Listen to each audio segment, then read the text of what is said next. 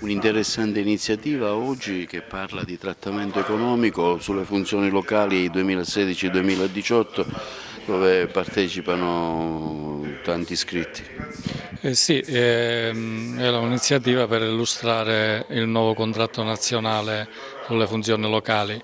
È un obiettivo perseguito da anni, è il primo contratto nazionale dopo quasi un decennio e quindi c'è una particolare aspettativa dei lavoratori per capire tutte le novità che sono in questo contratto nazionale. E quindi abbiamo fatto questa iniziativa per intanto informare e poi anche prendere spunti per le successive determinazioni degli organismi nazionali.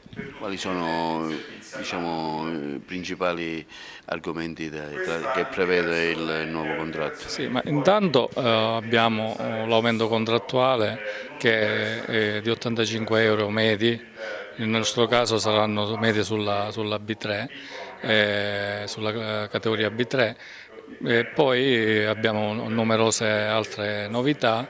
La prima più importante per ogni sindacalista, per ogni lavoratore che si vuole difendere nei posti di lavoro è il superamento della legge Brunetta sulla contrattazione. Le organizzazioni sindacali, quindi la parte che rappresenta il lavoro, ha più possibilità di imporre determinate scelte determinate nelle contrattazioni aziendali, nei rapporti con la nostra controparte, che in questo caso sono i comuni e la provincia. Ecco, tra le tante criticità voi della CGIL denunciate sempre quella della precarietà. Ecco, col nuovo governo regionale su che basi state trattando? Ma noi intanto abbiamo delle novità importanti con la legge 27, con la legge Madia. Si avvicina molto l'obiettivo della stabilizzazione completa.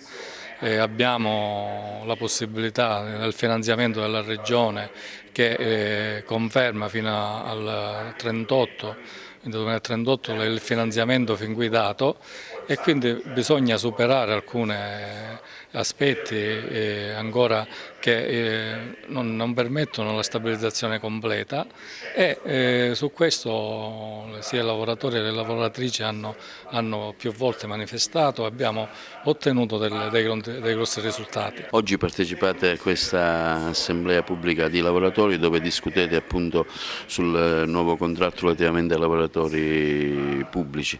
Sì, discutiamo intanto del rinnovo contrattuale degli enti locali, ma non solo di questo, non soltanto degli 85 euro che abbiamo ottenuto grazie allo sblocco dei contratti degli enti locali che sono fermi da 10 anni, ma anche del valore aggiunto che tramite questo contratto i dipendenti avranno, con un ulteriore incremento anche sul salario accessorio che servirà indubbiamente anche a migliorare le prestazioni che gli enti locali danno ai cittadini. Ma non solo questo del rinnovo, discuteremo anche della crisi dei